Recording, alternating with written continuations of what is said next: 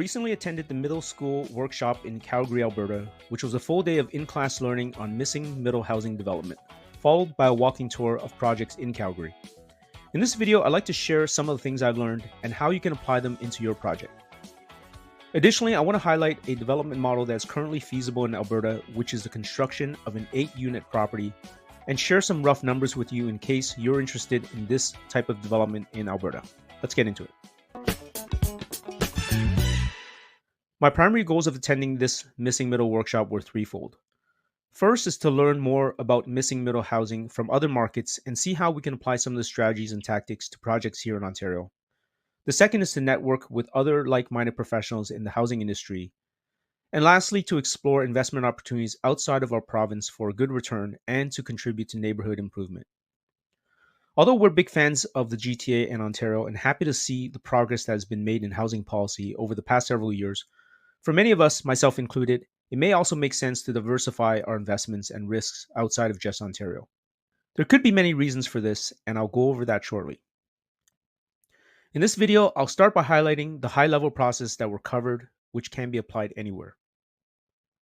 Then I'll discuss the main reasons why you may consider investing and developing in Alberta.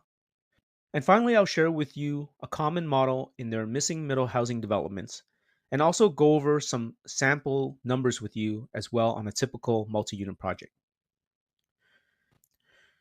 Very quickly, if you're not familiar with missing middle housing, I have a video going over what this is right here. Link is in the description below.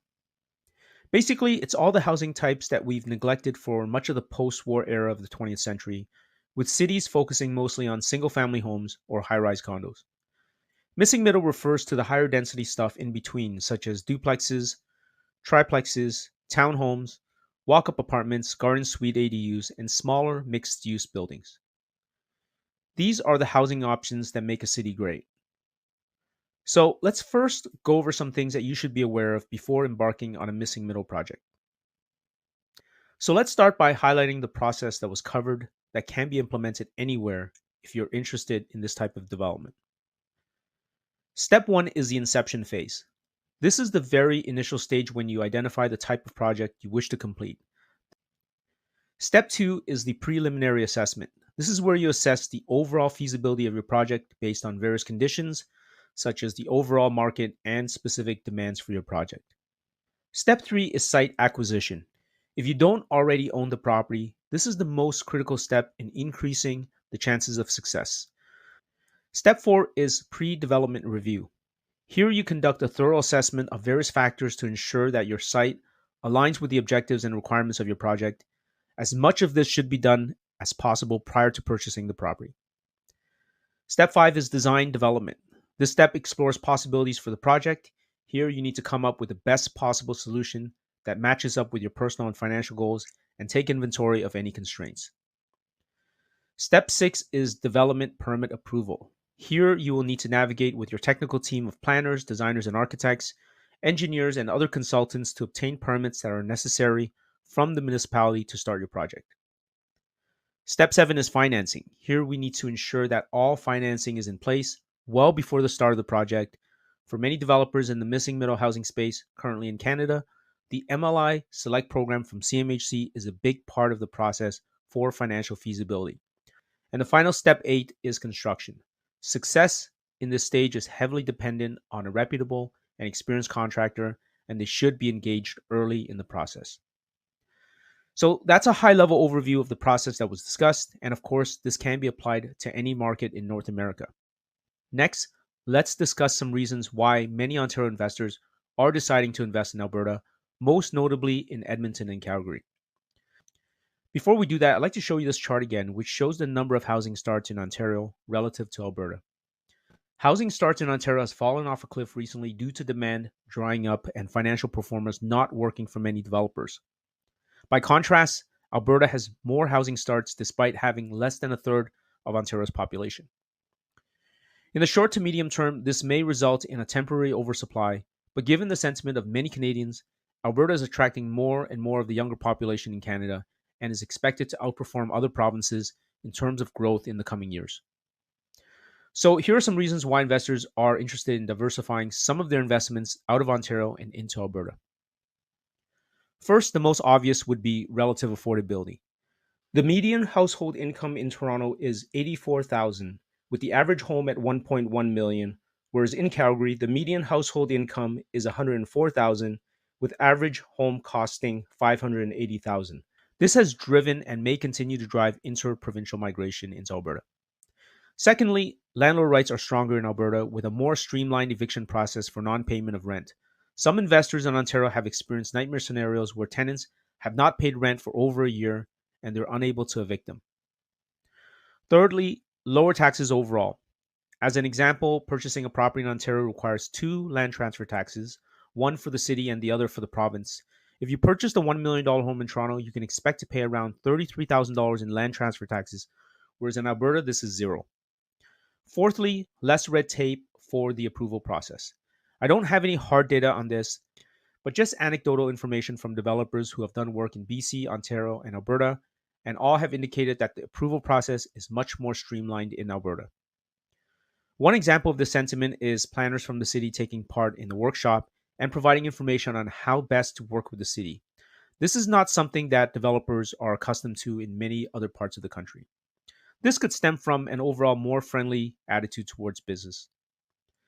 The fifth reason is that we already mentioned above, which is how progressive many municipalities are for housing density, such as permitting up to 8 units on a single family lot.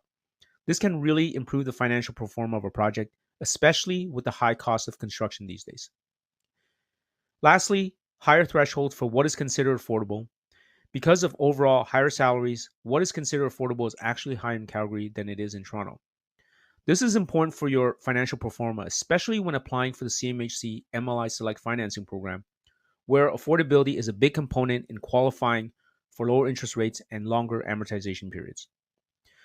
Now, I'm sure there are many other additional reasons to invest in Alberta, such as a very strong growth in industries other than oil and gas, but I'm going to stop here. Once again, I think there's still a lot of great opportunities here in Ontario, especially with the new multiplex and major streets policy. And given the severe lack of construction happening now in Ontario, once the current inventory is absorbed in the next few years, I believe the demand for housing will be very strong here at home. At the same time, for the reasons outlined above, I think it makes sense that if you do have the capital available, it may be worth diversifying into Alberta or even other markets outside of Canada. Okay, so now that we've covered the development process and reasons why it may be feasible to diversify into Alberta, let's discuss a common missing middle development model that is very popular among small developers. This is called the 4+4 strategy, where they take a common 50 by 120 lot, build two semi-detached units with 3 bedrooms in each in the front, and then build similarly sized rear units in the back, also 3 bedrooms each, and have 1 bedroom basements in each of them for 8 units in total. In the middle is a courtyard for some outdoor amenity space, and if there's a laneway in the back, there may be a garage also built for the upper unit access. I'm going to go over a quick breakdown based on a financial pro forma we went over during the workshop that may work for a project like this. Keep in mind this is very rough and your mileage may vary, but these rough numbers are somewhat in line with similar projects in the past. Make sure to do all your due diligence before taking on any project, and of course, this is not financial investment advice. A typical project like this might have the land acquisition cost at around $700,000, with a hard cost of construction at $265 a square foot, and soft costs, which covers the entire development process, at $60 a square foot. At a total of 6,000 square feet, the development and build will cost around $1.95 million, and add that to the acquisition cost of $700,000. The total project cost comes in at $2.65 million. Rental for a 3 bedroom suite may come in at $2,500 per month and a 1 bedroom suite at $1,100 per month, giving you a total monthly rent of $14,400 for all the units. Of course, you'll need to allocate for monthly expenses, including vacancy, property taxes, management, insurance, and maintenance, but you can run your own numbers to see if a project like this makes sense. Of course, many developers building these are accessing CMHC MLI Select funding for the construction and mortgage. Since it's 5 units and greater, this is how they're able to get these projects off the ground, but it does require a lot of initial work and some capital. So this was just to give you a rough idea on a model that may work. There are other strategies that have worked for developers. We won't get into them now, but just wanted to let you know the possibilities to build more homes when the city is progressive, the province is conducive to business, and funding options are available federally. If you're interested, I recommend that you check out the middle school training program. They have also previously taught in Ontario, and based on what I'm hearing, they will be coming back here in September, so check them out if you're interested. We've provided the link in the description below. So, hope I was able to provide you some valuable information here, and if you're interested in Alberta, maybe some inspiration as well. As always, thanks for watching, and we'll see you in the next video. To learn more about the Max Suite strategy, download our free guides at suiteeditions.com and get started. And if you enjoyed this video, here's another great one for you.